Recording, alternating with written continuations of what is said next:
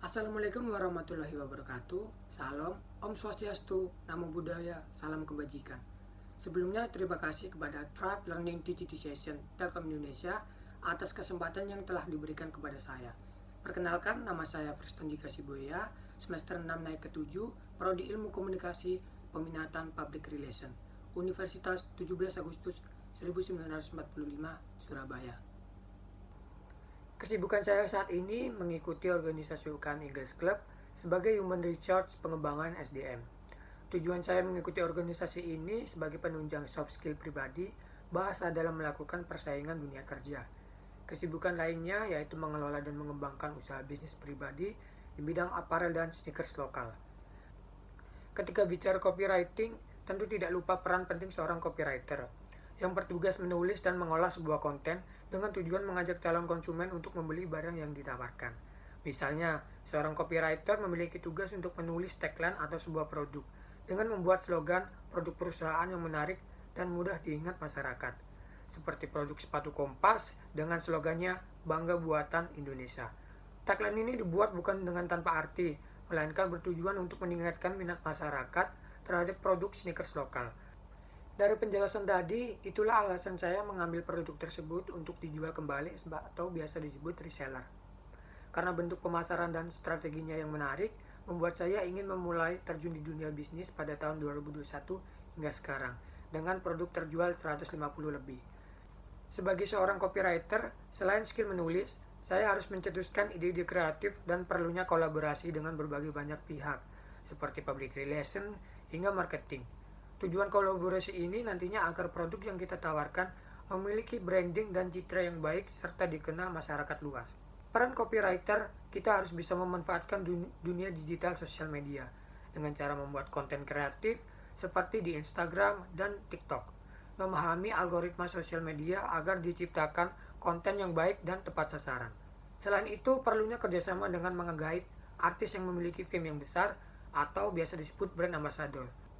Dalam dunia bisnis yang memiliki kekuatan bertahan dan memenangkan persaingan, branding menjadi elemen penting dari sebuah usaha.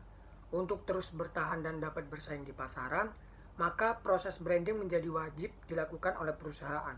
Terdapat beberapa tahapan dalam pengkonsep sebuah branding, baik produk maupun jasa. Yang pertama, menjadikan brand sebagai aset perusahaan. Branding dalam sebuah merek memberikan nilai dan mampu mendongkrak penjualan. Oleh karena itu, perusahaan perlu melakukan langkah terkait stabilitas dan citra perusahaan, sehingga merek dalam sebuah branding perlu dijaga dan dipertahankan. Yang kedua, kolaborasi. Branding dalam produk dibutuhkan juga kolaborasi dengan mengajak brand perusahaan lain untuk saling mendukung, utamanya kerjasama terhadap brand terkenal. Selain itu, kerjasama melibatkan media, sehingga ketika melaunching sebuah produk dapat disaksikan langsung kepada publik. Studies kedai kopi bernama Jokopi berada di kota Surabaya memperkenalkan bagaimana branding sangat berpengaruh terhadap customer loyalty. Kedai kopi Jokopi sangat mendekatkan diri kepada customernya agar jangkauan target pasar ini dapat terpenuhi. Pembuatan elemen grafis, warna, tipografi, logo menjadi aset yang penting bagi Jokopi sebagai pengingat daya beli konsumen. Kolaborasi kepada media relation dan promosi di media sosial serta mengikuti pameran atau festival ini menciptakan agar jangkauan target pasarnya semakin luas dan bisa diterima oleh semua banyak orang. Jokopi memiliki divisi kreatif marketing yang bertujuan menjalankan gimmick untuk kepentingan branding.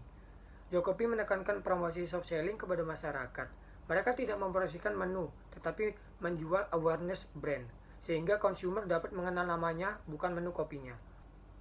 Apabila saya mendapat kesempatan magang di perusahaan ini, saya akan mengimplementasikan nilai-nilai akhlak, amanah, dan dapat memegang teguh kepercayaan yang telah diberikan. Bertanggung jawab penuh atas perilaku dan tindakan, kompeten untuk terus belajar dan mengembangkan kapabilitas, peduli dan menghargai perbedaan tanpa memandang latar belakang apapun, membangun lingkungan kerja yang kondusif, berdedikasi tinggi terhadap perusahaan dan negara, dapat menciptakan inovasi yang kreatif dan antusias menghadapi perubahan serta membangun kerjasama yang sinergis untuk menghasilkan SDM yang baik. Besar harapan saya dapat diterima di perusahaan ini. Demikian dari saya, Friston Dika Siboya. Terima kasih.